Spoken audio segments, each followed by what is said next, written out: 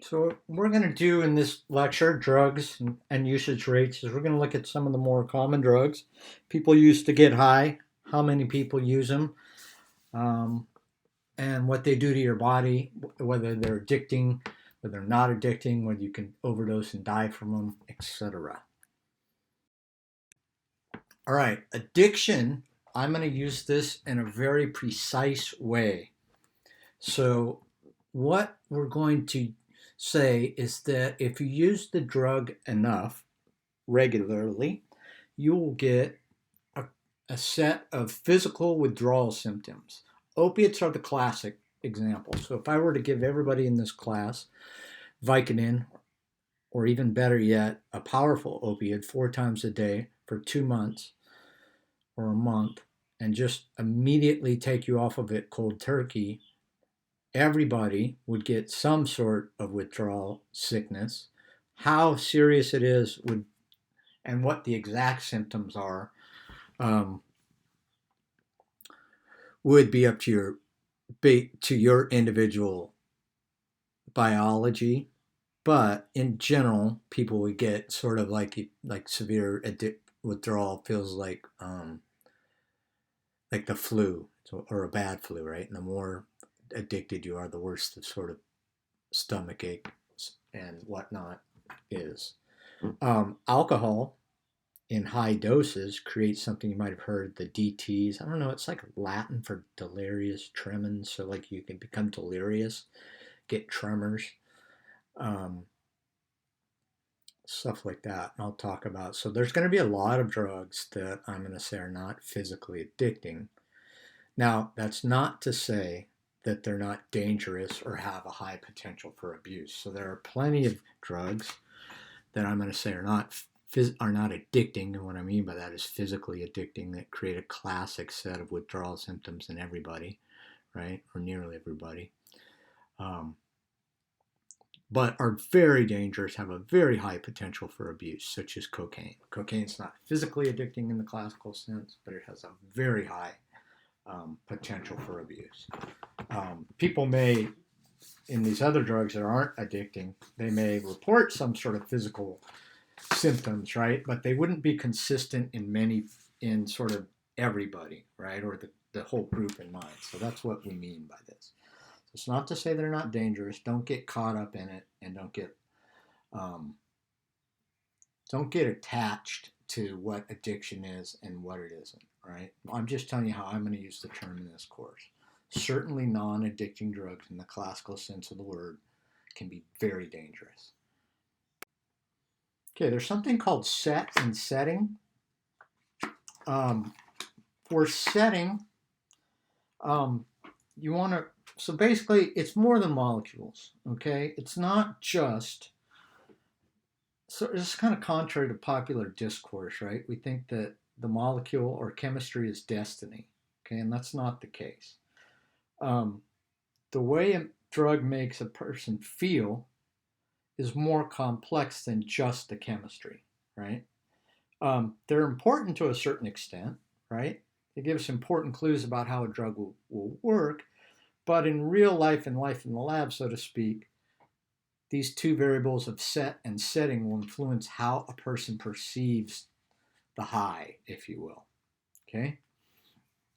Um, so if you give somebody a drug in a hospital setting where you're studying it, right, and you give it to them out in the real world, it can have very different effects, right? The people, it will affect them differently, and the people will perceive the high differently.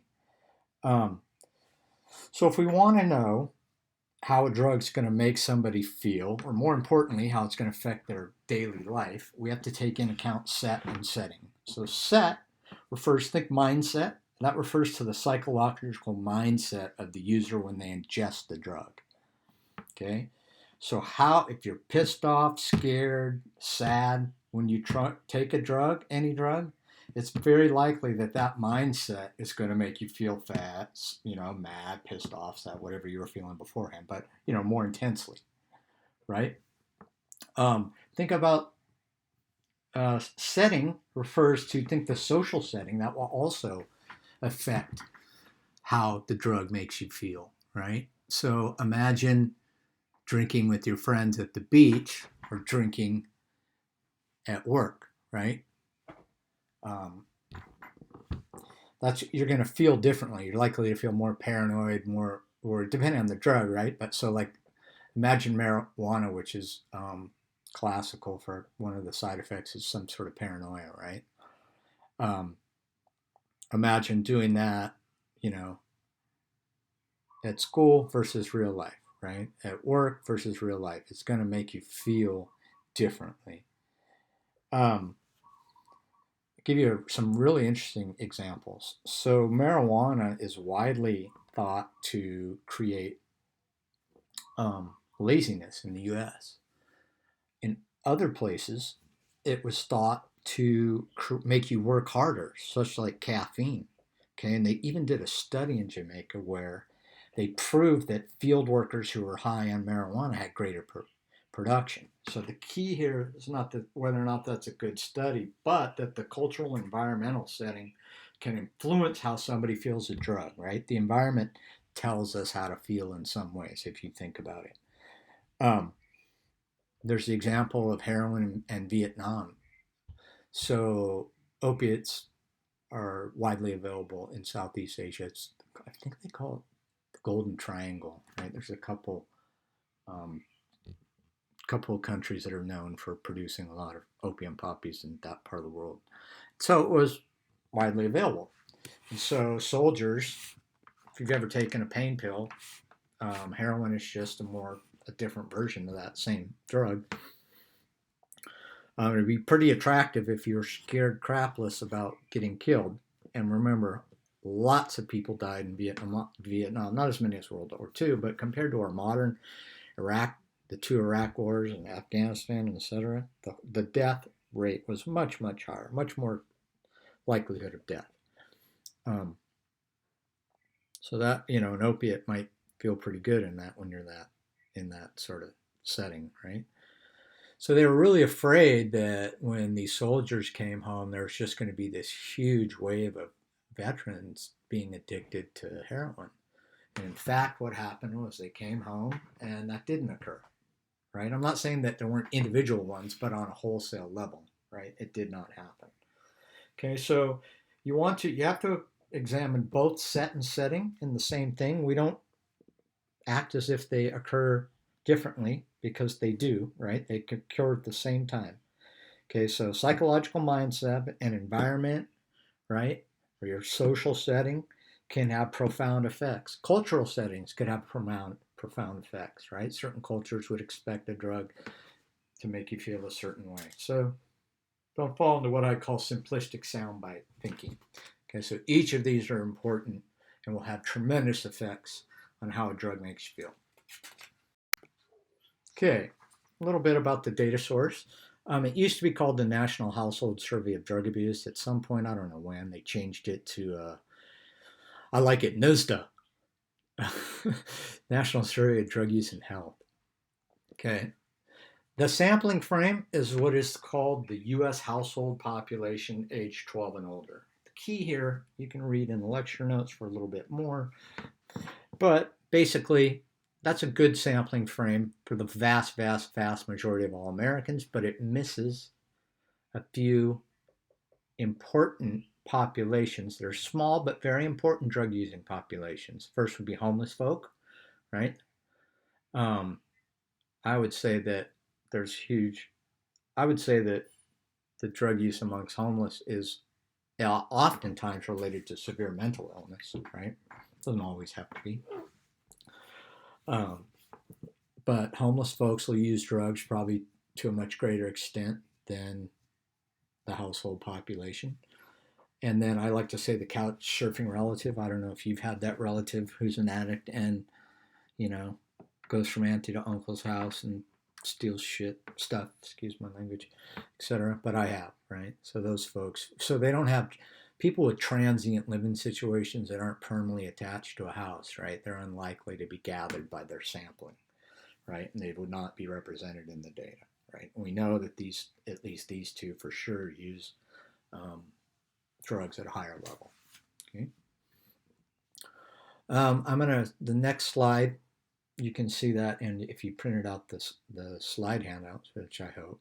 But in general, it stays remarkably consistent over time in terms of what's most popular. Clearly, it's alcohol's the most popular, followed by marijuana, and then pills.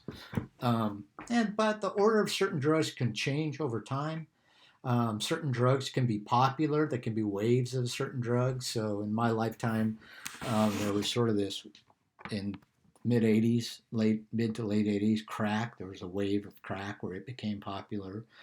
In Hawaii, there was a period where smoking methamphetamine became real popular, club drugs, and then lately, all over the U.S., there's been a surgence of opioids. Okay. Lastly, I want to define the terms that they use. So they'll tell you if a person has used ever, but that means they've used it at least once in their life, but not in the past year. Past year means you've used in the past year, but not in the past 30 days. And past month means you've used it in the past 30 days. You got to really, really search for it.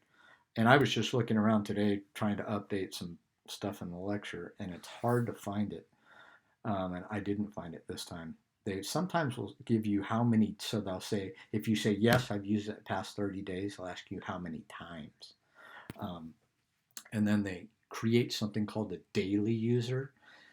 And I didn't see it in the most recent data, but what they define as a daily user is 20 out of the past 30 days.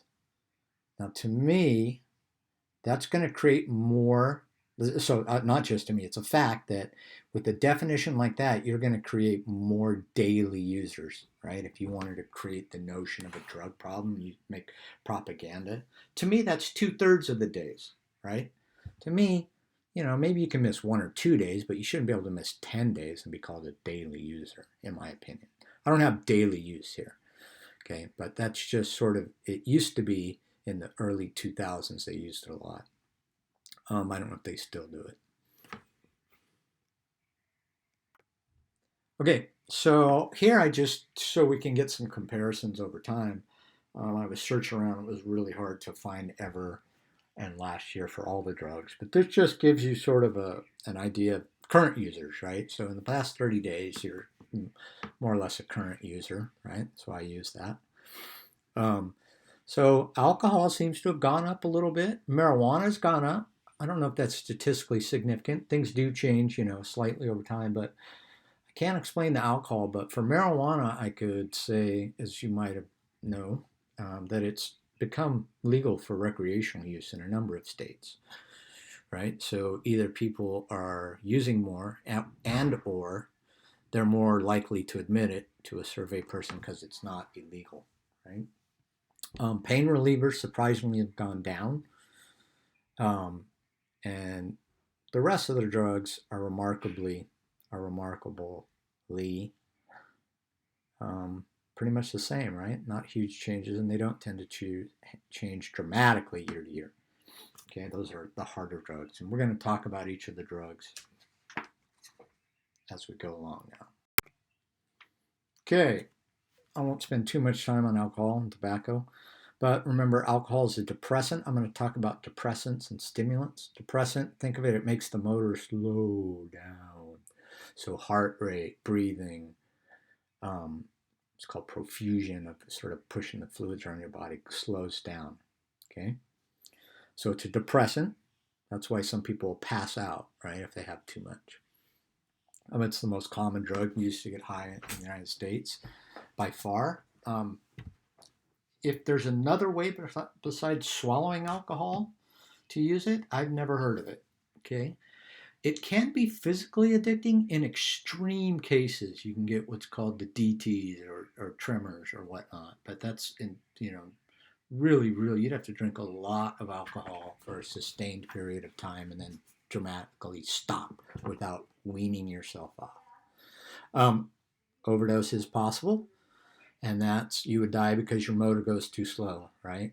You can you could regurgitate your vomit. A lot of rock stars died from alcohol that way, right? And they basically choke off their airway. But booze and tobacco kill more than all the other drugs combined. And if drugs cause violence, which is a typical sort of justification why a drug needs to be illegal, right? The one drug that is most closely associated with it is alcohol. Okay, now most people who use alcohol do not become violent, but if there is a drug that's most associated with violence, it is alcohol, clearly. Um, so alcohol is without a doubt the most popular drug. And you saw that in the slides before. In the past month, it was about half of Americans aged 12 and older. This is your lung on cigarettes. I just want my students to quit because that's nasty. I'm not going to talk about vaping, but that's another way to get nicotine into your body. But you all know about cigarettes. I don't think, I don't know, people, I don't know about overdosing on cigarettes. Okay, I don't know what, I'm not going to test you on cigarettes. How's that? Okay, marijuana, cannabis, hashish, they all come from the same plant. Um, Cannabis sativa. I don't know if cannabis indica is another strain. It used to be the same plant as industrial hemp, but basically I have a picture there of the flower of the plant. That's the most potent form and the most commonly used. Um, People can smoke the leaves, but it's not typical. You could also eat it, right? You guys have probably heard of edibles. Um, and back in the day, they used to be the same plant, but as marijuana was illegal, right, people started messing with the genetics to make the plant shorter and to grow them indoors, and they would grow faster, right? In my dissertation, even in Hawaii, they had what was called a short season plant. On the mainland, it was a traditional plant where plant in the spring, harvest in the fall, right? But really tall plants are bad when they start flying helicopters around and looking for it, right? So that's why growers, to increase the potency and to also increase the sort of hideability, the camouflage of the plant, they made it shorter. Okay, what they've also done now for industrial hemp, which is thankfully being now finally legal in the U.S., they basically breed the plant where there's so little THC in it that you could the sort of colloquial saying is you could smoke the whole field and not get high, right? But for hemp, you want it tall because they use a lot of the fibers, okay, and amongst other things, right? Like CBD. I think that probably comes from the oil of the seeds. I'm just guessing. I don't know that. Hashish is what they do has been described as the pickers go around and they take their hands and they get the tar off of those flowers that you see right in the crystals. They rub it on um, a leather apron, then they stretch the apron and they scrape it off with like a sharp knife, right? And then that tar substance is hashish. Okay. So, but it's mostly smoked, right? Can be eaten. They even have new heating technologies where they don't actually burn it to get the THC, which is, I'm not going to try to say the long name, but that's a thing that gets you high. It only needs to be heated to a certain extent, not to burn the leaves. So when you smoke it and burn the flower, excuse me, you're getting a lot of superheated gases and whatnot that are bad for you that you don't need to get the drug that gets you high. So I've seen vaping products with marijuana, and I don't know how much that eats it and how that works, but I would imagine they don't. It's safer than smoking it in terms of your long-term health damage. It's unique from all the other drugs in that it's hard to classify, right? You can't say it's strictly a depressant, stimulant, or hallucinogen, although it has all of those properties. There's never been a single documented overdose death. The toxic dose of marijuana is unknown. Um, and it was very, very, hemp itself, it was illegal not to grow hemp in certain colonies in the US. It was used for paper and fabric. It was said that the first American flag was made out of hemp.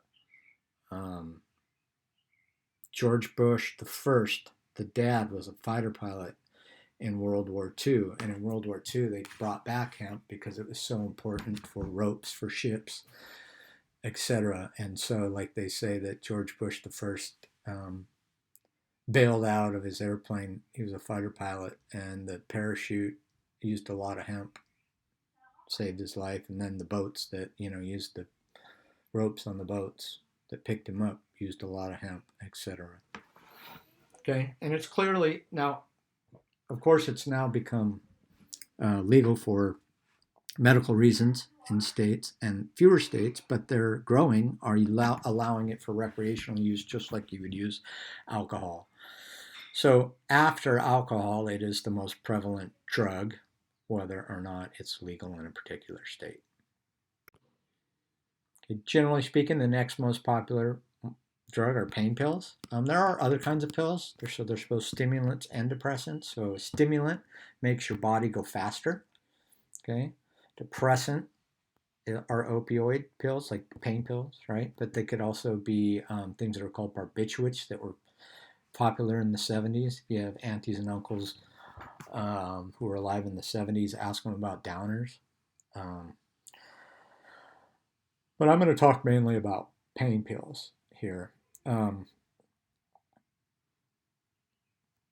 they are the second most popular drug. Okay, so if you think about narcotic pain pills such as Vicodin, Percocet, what's the other real popular one? OxyContin. Um, those are all opiates of various strengths. Okay, they are physically addicting. Opiates are the classical one for that, right? You can die and overdose, and you would overdose and or die from your body going, the motor going so slow, right? Not to be able to sustain enough perfusion to live. There is a drug called Narcan. I forget what the generic name is, buprenorphine or something. But anyway, it's a drug that'll counteract an overdose that you've probably heard about being famous in places. I remember I was doing an EMT ride along so I could become a professional ski patroller, and went in his house. This guy was crashed. He was experiencing an overdose. He was crashed so bad his respirations, heart rate, and blood pressure were so low. I'm like, this dude's toast. They gave him that Narcan. So when you're unconscious like that, they stick this thing called an airway, which is this plastic thing that fits in the back of your throat to keep your tongue from blocking the airway. So in case they have to give you oxygen to keep you alive. But if you were conscious, that would give you a gag reflex, right? You couldn't have it in if you were conscious. So they stuck the airway in, and they started doing all that stuff. They get a line in his arm, and they give him the Narcan. And almost immediately, this guy just like sits up and spits out the thing. And it's like, what's going on? So it works really well. I can tell you that. I want to read you a quote that I got from the 2000s. Okay, so right around the early 2000s is when pain pills started to be prescribed a lot, and industry was making a lot of money on them. Okay, um, and so they were fighting the notion that these pain pills were addictive and dangerous. Okay, so here's a quote from the pharmaceutical industry. In recent years, research has shown that doctors' fears that patients will become addicted to pain medication, known as oiophobia, are largely unfounded. Studies indicate that most patients who receive opiates for pain, even those undergoing long-term therapy, do not become addicted to these drugs. The very patients who develop rapid and marked tolerance and addiction to opioids are usually those who have a history of psychological problems or prior substance abuse. Well, so they were able to sell lots of opioids. Okay, it was even said that I forget how many vital signs, but there was even signs in the doctor's office say that pain is the fifth vital sign or whatever. I don't know which number it is. So time's proving them wrong, and doctors now have had to dial back. You guys have heard of pain pill mills, etc., and doctors getting in trouble. So they've had to dial that back. So their prescriptions are getting tighter and tighter on them now. This might be the one. So it became a big deal and a big drug scare because at some point in the sort of 2010s, this had never happened before. More people were dying of opioid overdoses than had died from traffic accidents. That's a huge number of deaths. That had never happened for any other drug. And even when they called it deadly and even when people were dying from it, it had never been the case. There's definitely this relationship between those pharmaceutical opioids being prescribed and overprescribed. There's like, they look at counties in like West Virginia and Appalachia, right, where the number of drug pills that are being sent there, could like basically have the whole population medicated for the whole year 3 or 4 times over. It's not that the people were taking them, it's that they were what's called rerouting them, right? I forget the fancy term for it, right? But basically, pills are going into that county, but they're being shipped out for sale, right? Or to other pill mills. Because, okay, so what was interesting is that then there was this drug called fentanyl, which is also a legal opioid, which is very, very, very powerful. It's synthetic. And then they started mixing that in with the opioids come from the opium flower. So it's intensive. It takes a lot of time and effort and cost to get it from the flower. But this new opioid, they could mix that with the heroin, right? But it was so powerful that overdoses were more common. Um, But what happened was a lot of people who got on pills, opioids have what's called big problems of tolerance, right? So it's kind of, imagine if you're a drinker, when you first drank 1 or 2 drinks, you were probably drunk, right? But as you continued to drink, you might have 1 or 2 and not hard, barely feeling it comparatively, right? Depends on how much you drink, right? But that's tolerance, right? So very quickly, one pill doesn't cut it for you. You got to go up to 2 pills, 3 pills, etc. Right? And that progresses. That's why they have all these different strengths of opioids, right? Codeine, then Vicodin, then Percocet. My wife's a pharmacist. Then one of the oxy. I don't know what all the oxys are called, but that's the kind of idea, right? So pretty soon you're taking all the pills your doctor's giving you, right? And it's to buy them on the black market, it becomes so expensive to maintain a pill habit that unless you're wealthy, a lot of people move to heroin, okay? Because it's just cheaper to sustain. It's the same drug once it gets metabolized by your system, right? Morphine. Um, so it's just cheaper than pills. Now, what was interesting is this drug, it's one of the few drugs that sort of, in general, at least in modern times, was starting to be used by large amounts of people. So remember I mentioned Appalachia, right? That's an area of the country where there's lots of poor white folk. And in a, there's a study of drug scares, which is sort of the study of how do certain drugs become seen as this huge social problem that's going to overwhelm us if we don't do something about it. And I could refer you to my lecture and readings about it.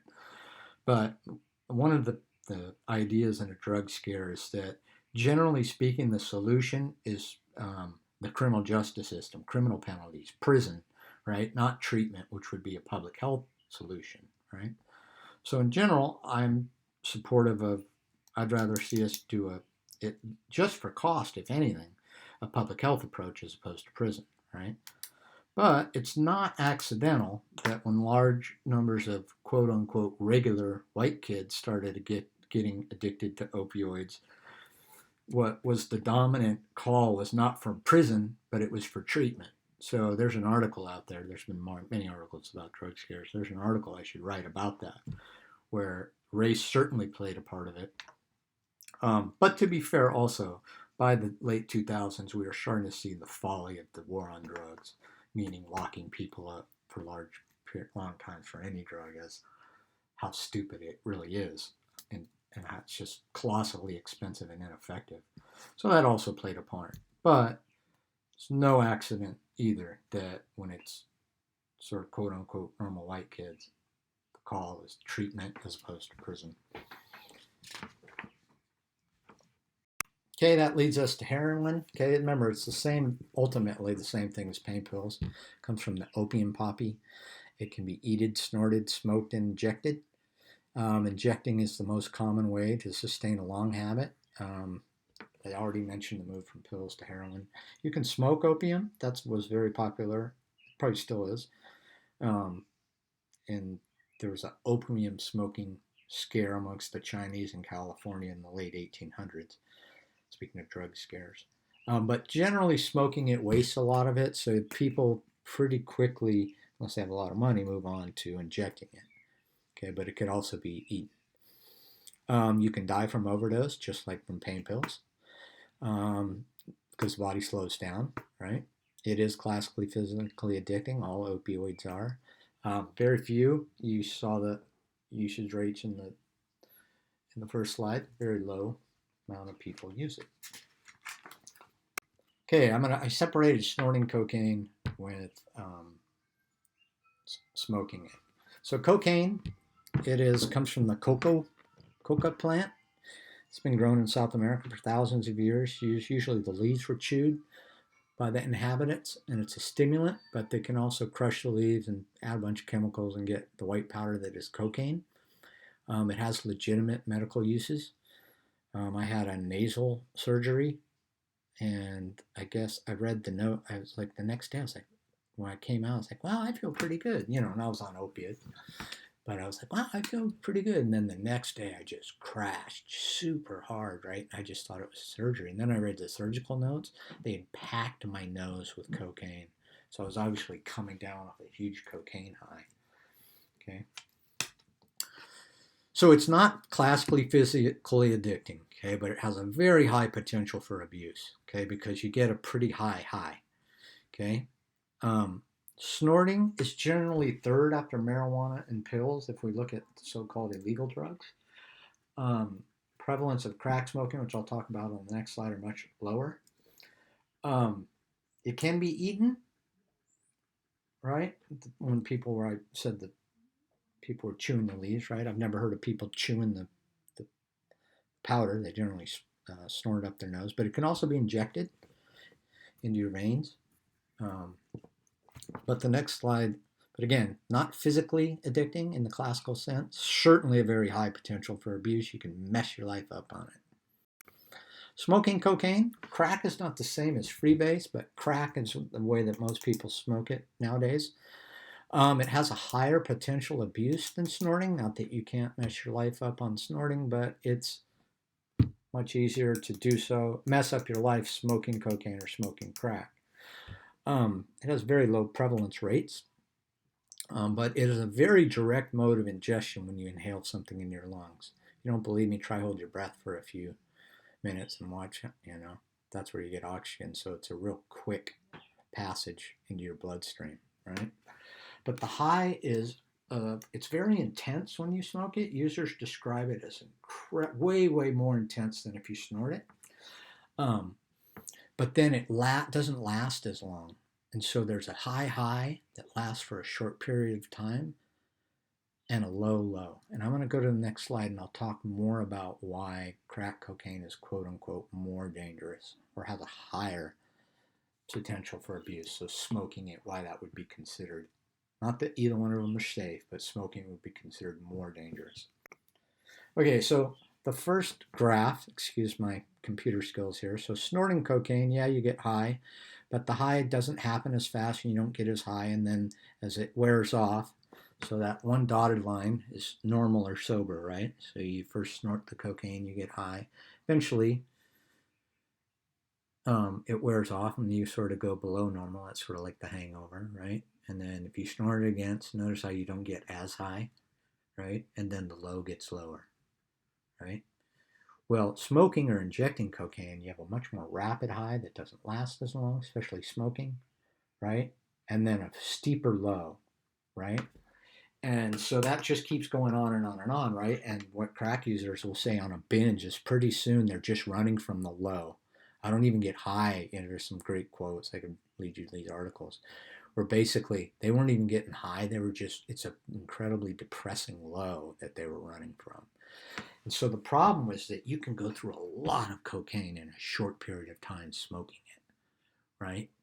So when you spend lots of money on things that you don't have, that's what creates problems, right? So not only does it lend itself sort of physiologically to using more, right, due to how smoking makes you high and wears off quicker, right? But it'll make you go through more of it, creating more problems. Okay, so you don't want your kids to use cocaine in either form, but it is fair to say that smoking it is a much higher potential for abuse and is much more dangerous than snorting it. Not that either one of them is safe. Using no drug is safe, including alcohol. Okay. Okay, methamphetamine. It's a man-made stimulant. If I didn't mention, sorry, with cocaine, you can die from overdose from your body going too fast, right? So same with methamphetamine. Um, it's not physical. Methamphetamine, think of ice if you smoked it, right? It can be in pills. Generally, they're legal pills, which I'll talk about. So legitimate pills are amphetamine, not methamphetamine. Apparently, it's a different molecule. Methamphetamine makes you more high, apparently. But they can give it for ADHD, which is adult attention deficit hyperactive disorder, in adults, and they can also give it for that same thing in kids. I think it was called Adderall or something like that. I forget the name of it. Apparently very popular among rich college students. But they're not methamphetamine, but they are speed, right? So methamphetamine is a colloquial term is speed. Speed revs the ocean. The motor goes right faster. Okay, it appears that this is from the only study I've seen from it. My mentor, who I came to Hawaii to study with her, she eventually moved to University of Hong Kong, but she and another woman did a study and they compared meth use in Hawaii and California and other places. It was interesting that Hawaii was sort of the first state to get smoking because apparently it came from Asia. Batu, you may have heard of. It was most prevalently smoked here in California in certain parts. It was most commonly snorted. They called it crank. And in other parts, it was more commonly injected. Okay, same drug, just different modes of injection, right? If you look at the prevalence rates, even when it was, when I first moved to Hawaii in the mid 90s and then to the early 2000s for sure, methamphetamine or ice was like this huge problem. And they had this documentary on TV in the 2001 or 2 or 3, I remember, and it was just, so it was seen as this huge, huge, huge issue. And it's not to deny that certain drugs can't mess up people's lives, but when we look at the prevalence rates, it's remained pretty low. Okay. I live in Waianae, okay, so I can, those of us who live around street users, we see it, but got to look at prevalence rates. LSD, you might have heard of acid, like, I forget it. It was popular in the 60s. Generally speaking, placed in some sort of tablet or liquid placed on a paper. My auntie, who was a big hippie back in the day before they really outlawed it and you could get the really good stuff, she said they would put it as an eyedropper like Visine. It would immediately have an effect. But it's a hallucinogen. It dramatically changes your perceptions, right? Like you hear colors or taste colors, or so it's the classic thing. There were pink elephants in my room. Okay, so it messes with all of your senses, and you have hallucinations. That's why it's called a hallucinogen. Okay, the rates were highest in the 60s. It's not very high now. It's not addicting in the classical sense. I'm not sure. There are stories of people back in the day, when I talked about that, using way too much of it, where it created brain damage, but I'm not sure about any of that. But it's just a type of drug. It's called a hallucinogen. Okay, and it makes you see things. Club drugs, ecstasy. That's the same thing as MDMA. I've heard it. I've never used it. I've heard it's described as a mix of hallucinogen and, depending on what they cut it with, sometimes a little bit of a stimulant. Rufinol, GBH, ketamine. Pure ecstasy is the most popular. Apparently, combining them is common. It's hard to classify them. It's best to look at them as an individual basis. You can die from overdose in some of them, especially when used with alcohol. But they sort of started to gain popularity in the so-called rave culture. All right. So, in conclusion, remember the household population. We missed those prevalence rates. We miss a very small but important segment of the drug-using population. But it's very, very good data. We have very low prevalence rates for the drugs we're supposed to fear taking over our neighborhoods. Again, the caveat to that would be, now with opioids, the fact that we have more people overdosing than dying in cars is pretty amazing, and it's not just due to the fact that cars are getting safer. If you want to think of drug problems, what creates problems in society, the most problematic drugs are made legally and consumed legally, and they're alcohol and tobacco. Far more people die of those than from opioids and all the other illegal drugs combined. Mode of ingestion is important, as I talked about with crack cocaine, right? Some are more dangerous than others. And dangerousness is usually more related to social variables of class, socioeconomic status, rather than the molecules. I talked a little bit about the idea of how you could use so much cocaine in a short period of time and it would cost you a lot of money, right? So in one sense, a rich person can sustain it without having to resort to crime more so than a poor person. But also, a rich person or a person with social status has something to gain by getting off of drugs if they have a severe addiction. Somebody living on the streets, not as much, right? Get off their drug, you're still living on the streets. So it's kind of I could refer you to some really cool articles about that if you wanted to know it. Okay, sorry about the length, but I had a lot of drugs to go through. That's it.